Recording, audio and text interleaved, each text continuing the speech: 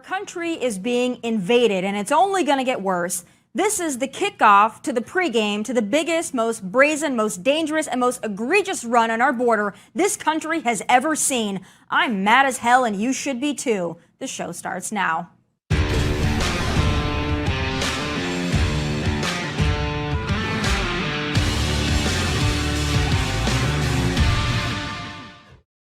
Title 42, the last and only remaining hindrance to mass illegal immigration left in place under Joe Biden, expires tomorrow.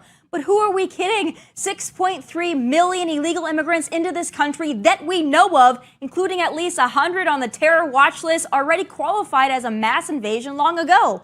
What we're going to see after Title 42 expires can't even be classified as an invasion because you can't invade something that doesn't protect or defend itself.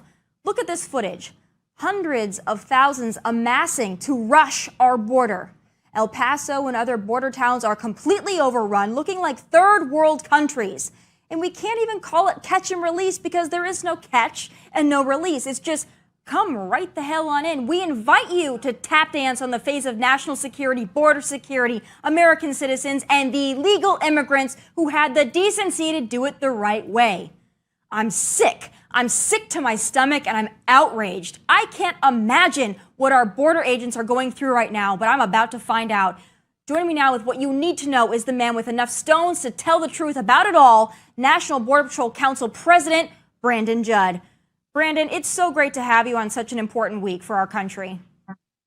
Tommy, I wish I could say it's good to be with you, but unfortunately, under these circumstances, absolutely not. It's monstrous what we're currently seeing on the border, and it's going to hurt the American people. And it upsets Border Patrol agents like there's no tomorrow. We are thoroughly disgusted with President Biden. I can't imagine what it's like. I mean, I've had the opportunity to spend time with Border Patrol agents, and I know that they take that responsibility to protect and defend this nation so seriously. About 50%, by the way, Latino Hispanic that have immigrated to this country legally. So they respect this country, perhaps even more than your average American. And what we're seeing right now, I can't even put it into words, to be honest with you, but I want to get down to the bottom of what's going on down there. We know Fox News, our drones are down there capturing this madness, pretty much the only ones in the media that want to tell the truth about it. But we're hearing also that this isn't even going to be catch and release. This is just going to be, we're going to let you come in because we do not have the resources, the NGOs, the anything to process these people. Is that what's really going to happen down there?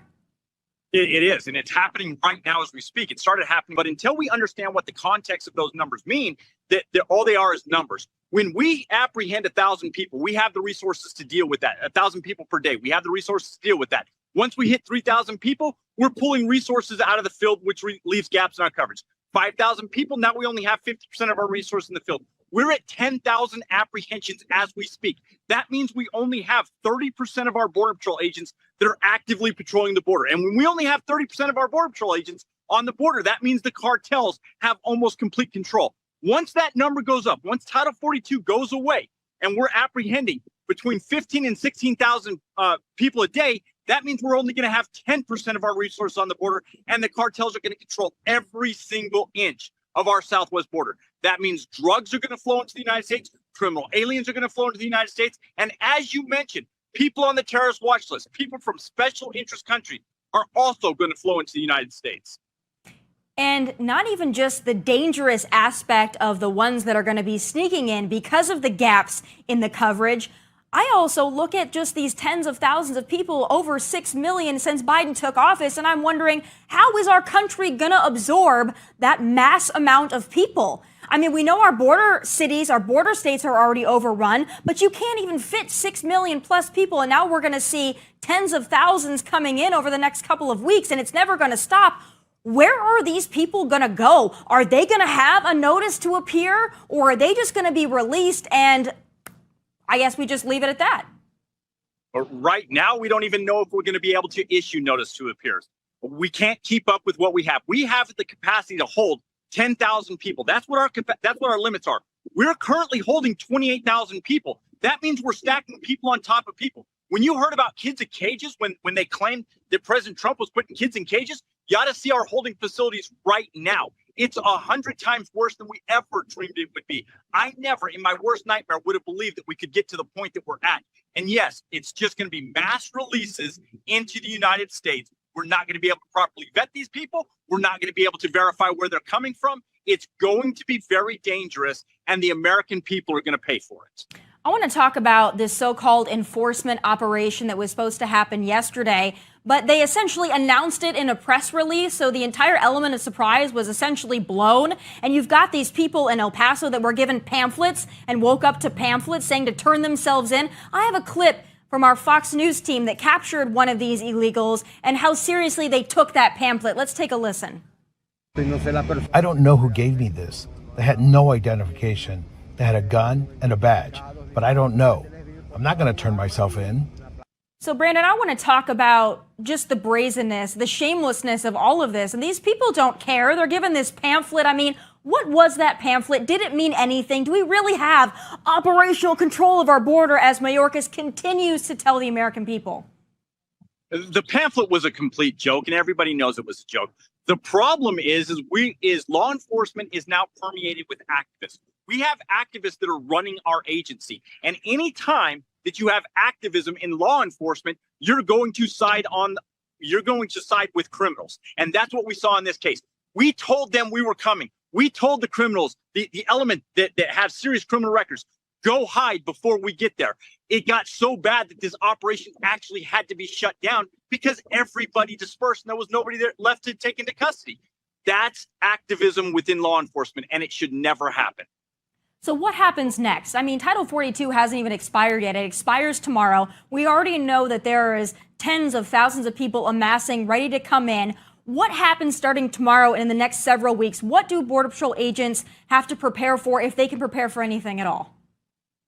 We got to be prepared to do administrative work. We got to be prepared to be pulled off of the border to take care of thousands and thousands of people. We're going to be doing a humanitarian mission rather than a law enforcement mission. We were never supposed to be doing that. We're not equipped to do that. We are supposed to be protecting the American people. Every single law enforcement officer throughout the nation, it doesn't matter whether it's DPS, local, county, or Border Patrol agents. We put that uniform on because we want to protect the American people. Unfortunately, under this administration, the rule of law has completely gone by the wayside. And what's funny about that, it's laws that keep us safe. It's laws that make us free.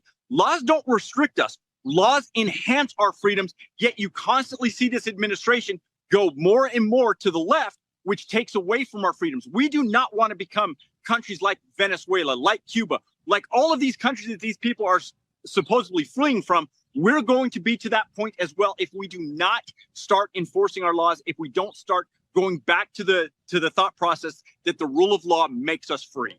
So what do you say to those people, the airheads out there, the morons like AOC and others that say all of these people coming through have legitimate asylum claims and by law we have to let these people in? What's your response to that narrative? I would point to that individual in Texas that was here illegally, that had been deported 4 times previously, that just killed 5 people, 5 innocent people he just killed. That's the effects of not following the rule of law. They can claim that illegal aliens commit less crimes by percentage than what United States citizens do. That's a red herring. It doesn't matter. That person should not have been here in the first place. He shouldn't have been allowed to kill those 5 people. And if he would have been properly prosecuted, he wouldn't have killed those people. We have got to protect the American public. That's what law enforcement is about. And if we don't get back to it, it's going to be the public that suffers. You're right. I don't think it's going to happen anytime soon, unfortunately. We just hope we can clean up this mess if we should be so lucky, so fortunate as to get someone in that White House that's going to do something. But we've got a couple of years before that's even an option. So now I want to talk about what Mayorkas is saying now, because we know that Texas National Guard is down there trying to physically prevent people from coming in. I saw the video from Bill Maloogian and Fox News this morning, physically standing there trying to prevent people from just bum rushing in. And we've got Mayorkas saying that they don't know if that's legal or not, and they're going to go through the proper channels, which says to me they're actually going to go after Texas National Guard and these National Guardsmen and women for standing there trying to protect and defend their own state. Do you think that's what's going to happen? And what can you tell us about what Texas National Guard is doing at the border right now? I know it's going to happen. What they're going to do is they're going to file a lawsuit against Governor Abbott. They're going to name these specific individuals that took the proper enforcement posture. They're going to go after them personally, and they're going to go after Governor Abbott. Thank goodness we do have a governor that's willing to stand up and try to protect not just the citizens of his own state, but the entire United States is what he's trying to protect. We can expect that the ACLU, we can expect the outside groups like this, we can even expect that the DOJ, our own federal government, is going to go after this governor. Yeah, well, I say screw them. Screw them all. They're not protecting and defending our country, so why should Texas sit back and abide by their petty little laws when they are not abiding by the law of the land or immigration and protecting and defending this nation from what appears to be a mass invasion? But you know what the Biden administration is going to say? They're going to say that they have operational control and they're doing something about it because they sent 1,500 active duty troops to the border. Brandon, what can you tell us about those 1,500 active duty troops? Are they really protecting and defending our border? Absolutely not. All you have to do is look at the mission parameters. All you have to do is look at what the White House said that they were going to do. The White House said that they're not going to come in contact with any person that crosses the border illegally. And if they don't do that, they're not going to alleviate the administrative duties that are placed on Border Patrol agents.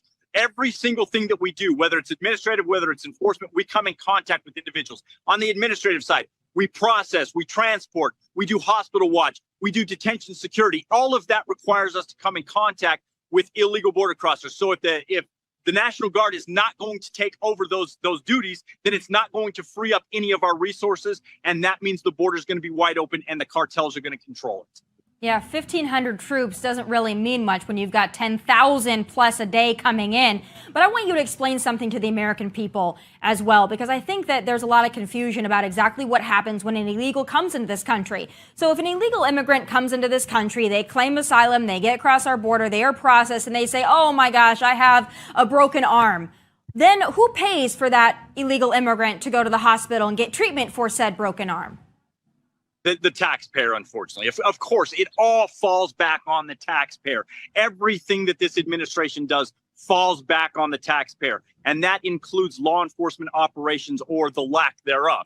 When you look at illegal immigration, the amount of money that it is costing the American people is astronomical. And then on top of that, it's after they get past us. Once they get released into the United States, now we're giving them work permits. We're allowing children to go to school. We're allowing them to apply and get approved for social benefits such as welfare. Everything falls on the taxpayer, and it never should have been like that. That's why we're ultimately going to, if we continue down this road, we're going to become just like Venezuela, just like Honduras, just like all of these countries that these people are fleeing from.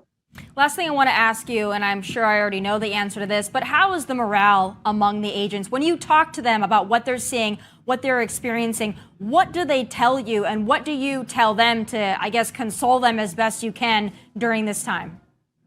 In my 25-year career, I've never seen morale lower than what it is right now. 5 months ago, I didn't think it could have sunk any lower than what it was back then. It continues to go down. Make no mistake, we're going to continue to do our job. We're going to continue to put that uniform on. We're going to continue to go out and try to do the best we can to protect the American people.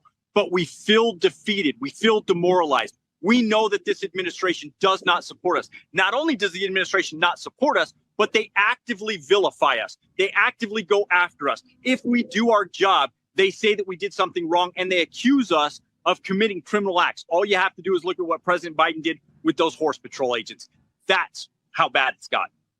Demonize, undermine. You know, I was here in Nashville and I had a Border Patrol agent from El Centro come to Nashville on vacation last weekend, and he approached me almost with tears in his eyes saying, Tomi, next week we have absolutely no plan. We don't know what we're going to see. We don't know what we're going to experience. We have no plan to deal with the influx that we are going to see at that southern border. And the man was a full-grown man, over 6 foot tall, tears in his eyes, because this is the career that he has spent his life working towards, and now he feels literally helpless to defend this nation. But I want you to know, and I tell your agents this all the time when I have the opportunity to speak with them, thank God for what you guys are doing out there. Thank God for you and Art and others out there being the voice of reason in all of this. We appreciate you, we support you, and we're going to do everything we can to get you guys a commander-in-chief that gives a damn about you and your mission.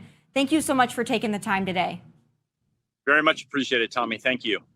Still ahead, it's shaping up to be a no-good, dirty, rotten week for Biden's, but will any of it make a difference for 2024? I've got Deputy Opinion Editor of Newsweek, Batya Ungar-Sargon, on deck with her take next. There's not a Fortune 500 company in the world looking to hire a CEO in his 80s. So why would an 82-year-old Joe Biden be the right person for the most important job in the world? Because I've acquired a hell of a lot of wisdom. I know more than the vast majority of people. I'm more experienced than anybody who's ever run for the office. And I think I've proven myself to be honorable as well as also effective. Oh boy. Well, the left is known for changing definitions of things to fit a narrative, so I guess dementia is now the same as wisdom. Whatever you say, Joe.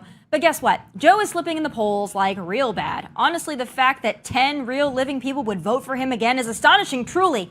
But as he slips in the polls and he slips in the old membrane and his son faces indictment and House oversight that may very well implicate the big guy in a massive bribery scheme, will the Democrats stay the Brandon course?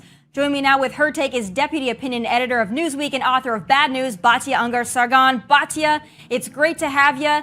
I'm so happy I had to talk to you about all this breaking news today. Thank you so much for having me. And I hope you don't mind me sharing how I initially became aware of you with your audience, because I think it's such a great story. But I first became aware of you after seeing you have that conversation with Trevor Noah. And I was very woke back then. I was working at a liberal media outlet, and I came into work the next morning, and I was like, you guys, there's this incredible woman named Tomi Lahren. She walked into the lion's den and she just sat there, and she was so gracious and graceful and wonderful. And Trevor Noah was so rude to her. And they were all like, what? They totally saw it the other way, obviously. But I think that was sort of the beginning of the end for me in that context. And you had said that you don't see race, and he tried to cast that as a sort of racist comment. I just want to tell you, Tomi, I am now reporting a book on the working class. I interview working class African Americans every week. And that is almost the first thing that so many of them say to me. We need to get past this. I don't see race.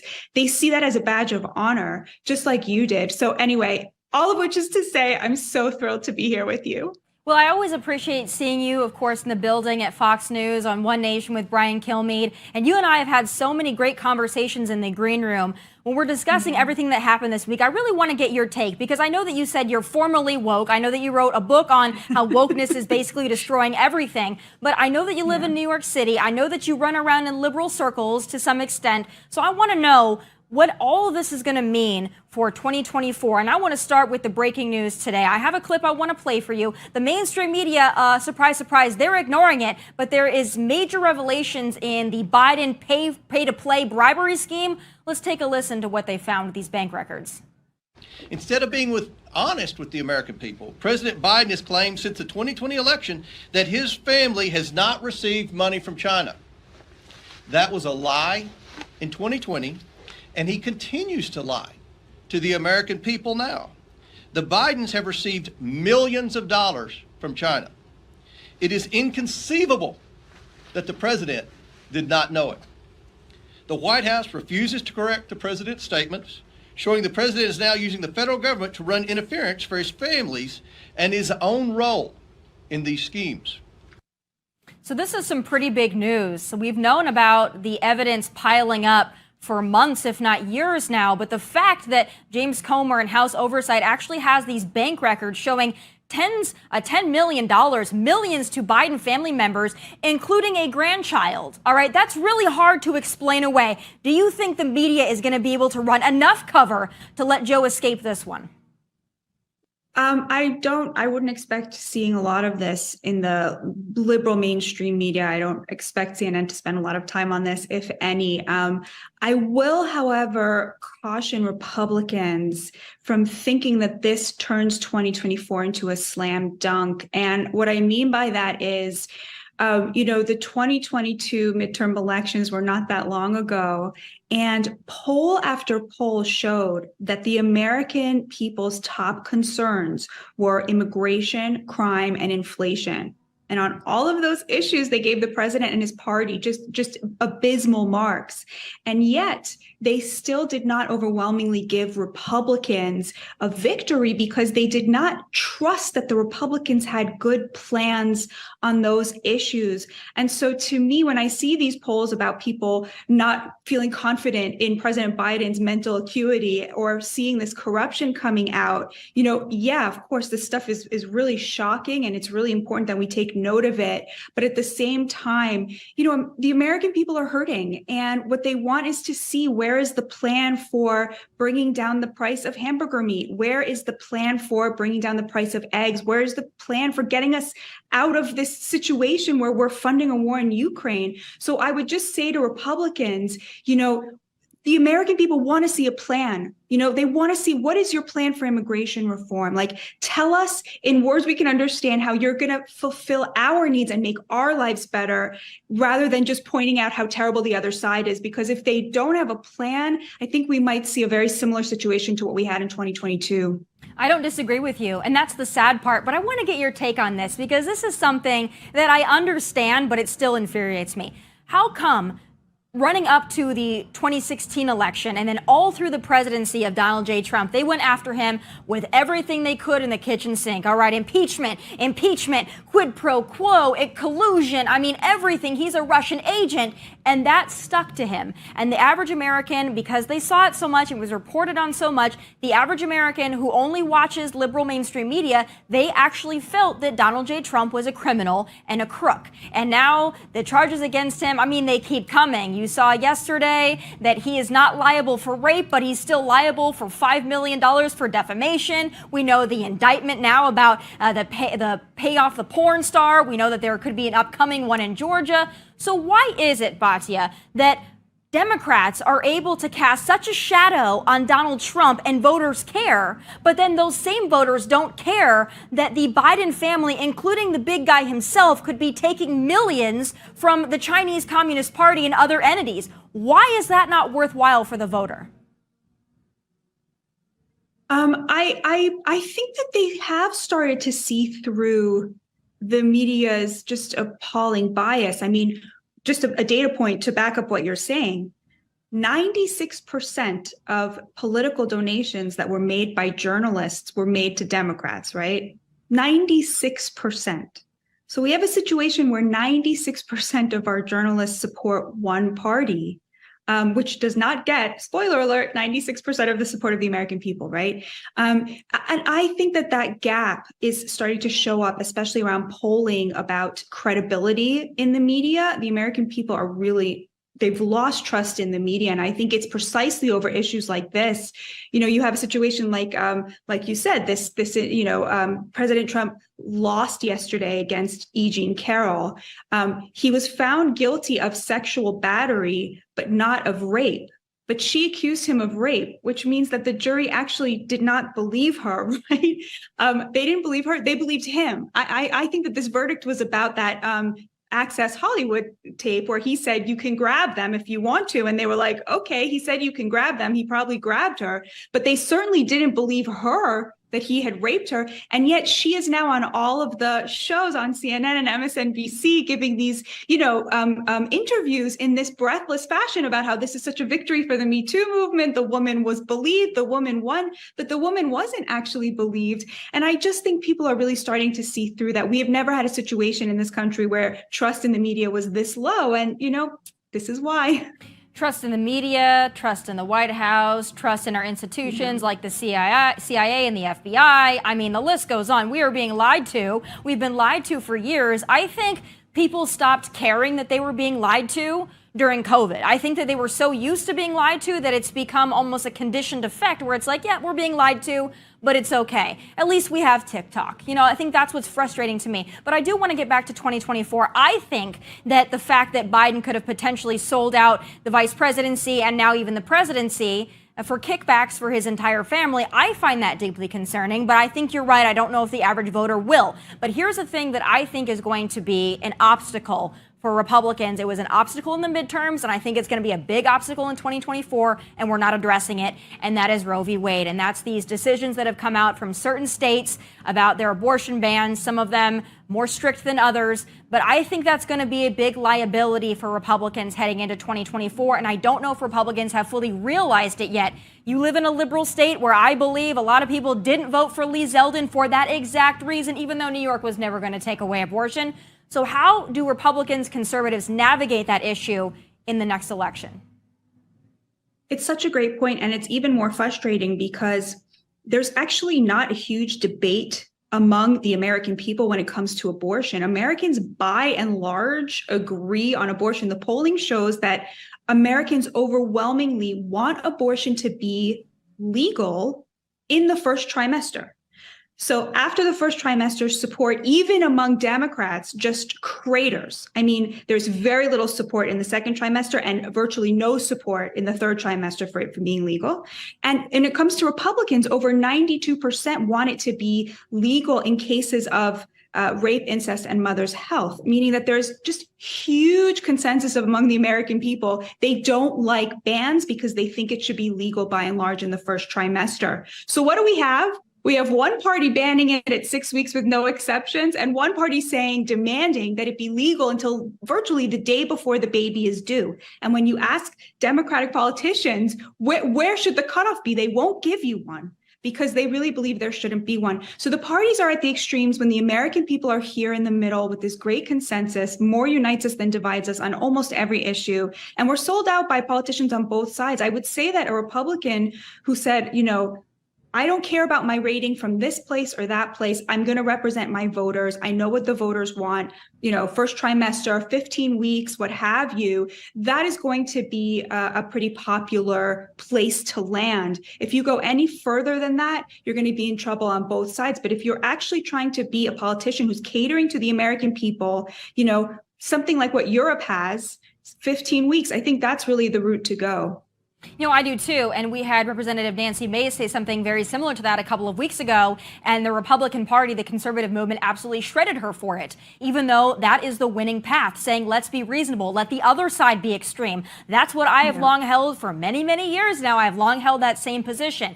Listen, you can be personally against something and understand that the government mandating it and being so strict about it is not the way to go. Not only are you going to lose voters, but you're not actually solving the problem in which you say you want to solve. Having these extreme abortion bans in certain states is not going to stop anybody from getting an abortion. And if they would just understand that and stop with the worthless virtue signal, they would understand that they could save more life if they were actually reasonable about the approach. But unfortunately, it's such an emotional issue, and I understand why. I think that's going to be a big Achilles heel for Republicans coming up in 2024. But the last thing I want to talk to you about, because this has been my theory, I talked about it with all my guests, but I want your take. I think if it looks like Ron DeSantis is going to be our nominee, I think the Democrats will not put up Joe. I don't think that they will risk it. I think that they think that Joe can beat Trump, but I don't think that they are dumb enough to believe, even with all of their electioneering, I don't think they believe that Joe could beat Ron DeSantis. Do you think that they are getting ready to throw him under the bus should DeSantis be our nominee? That is such an interesting point of view. I had not considered that at all. That's really smart, Tomi. I try not to prognosticate because when I do, I'm always wrong. And so I try to stick with the past and the present and doing analysis on what is in front of me and not predicting. It's so hard to see them turning on him, just like it's hard to see them turning on Vice President Kamala Harris, even though they absolutely need to. I mean, she's been a disaster, but they are buoyed by this sort of these identity politics, and then also, they want to win, but they don't really trust their voters. And so they're always trying to game that system. And there's a lot of, if you hear Hillary Clinton talking, it's always the voters have failed her, right? It's never that she has failed the voters. That's a really interesting point. We're seeing now polling that suggests that he couldn't even beat Trump at this point. So I think that it's going to be a very interesting 2 years. And that's a great insight. I'm excited to see if you're right. It's really interesting. Well, I believe I am going to be right. I don't know if that's good or if that's bad, but I will tell you this. Both Trump and DeSantis are going to be in Iowa this weekend. That's going to be a show. You know, never a dull moment. But Batya, thank you so much for being here. I hope to have you back, and I hope to see you over at 1211 real soon on One Nation or another show. And God bless you, and I'll talk to you soon. God bless you. Thank you so much for having me. Still ahead, I'm not done with the border just yet. I'm about to go the hell off with my final thoughts, and that's next. What's happening at our southern border is a brazen crime against this great nation and everyone in it. So impeach Joe, Mayorkas, all of them for treason. It's time for final thoughts.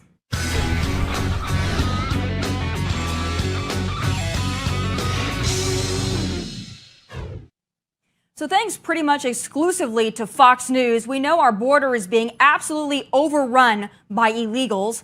Sure, the dangerous ones are still sneaking in, which is made easy peasy due to the fact our Border Patrol agents are being relegated to the mass welcome squad.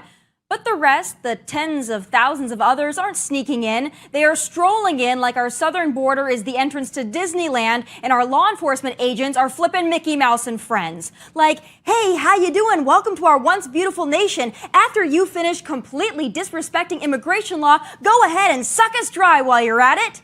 You know, I have to go through more security and verification to get into a frickin' AAA baseball game than these illegals do before they tap dance all over our southern border. This is an abomination. These people don't have credible asylum claims. They are taking advantage of this country, and the Democrats who want new voters are aiding and abetting this clown show. Over 6 million have entered this country that we know of since Biden took office. To put that in perspective for you, my home state of South Dakota has a population of around 900,000. So that's over 7 frickin' South Dakotas we've let in thus far, and Title 42 hasn't even expired yet. Where the hell do y'all think these people are gonna go, huh? You think the homeless crisis is bad now? What do you think is gonna happen after we import poverty through our open southern border? We have limited resources to begin with, and now add 7 million plus illegals to the mix. Boom! Disaster. If hundreds of thousands were amassing to invade Ukraine, you think Biden would do something? Someone remind Sleepy Brandon that this is what's happening at our southern border in case he cares to protect and defend a country he swore to protect and defend. And I'll tell you this, if Republicans win in 2024, we better see 6 million plus deportations, and we better see it on day one. And what about our brave Border Patrol agents? You know, my heart breaks for them. Over the years, I've had the great honor of spending time with our brave Border Patrol and Air and Marine agents. I've been to the border alongside these wonderful men and women on 5 separate occasions, and I will cherish those experiences for a lifetime. I can't imagine what it must feel like for them to have dedicated their life's work to protecting and securing our nation, only to be ordered to sit idly by as it all goes down the toilet. Please know the silent majority recognizes, and we're going to do everything in our power to get you a commander-in-chief who gives a damn. It doesn't have to be this way. This isn't an accident. This is a choice. To all of the immigrants who still have enough dignity and respect to come over here the right way, not some phony-ass asylum claim, not sneaking in, not barging in like you own the place, don't know if y'all know this, but we really appreciate you. And for the rest of you, I can't even blame you. You've been invited in by the Democrats. You see an opportunity, and you're taking it. You might be tap dancing all over our national sovereignty, our taxpayers, our laws, our order, but you quite frankly don't owe us anything, and I get that. We also owe you nothing, but unfortunately, thanks to Joe and Kamala, we've been forced to give you the keys to the castle. And right now, we're pretty damn powerless to do anything about it. But don't get too comfortable, because the second we take back that White House and take back Congress, you'll get a one-way coach ticket to wherever the hell you came from, and don't come back until you're ready to respect this nation. You need to earn the right to call home. Those are my final thoughts from Nashville. God bless, and take care.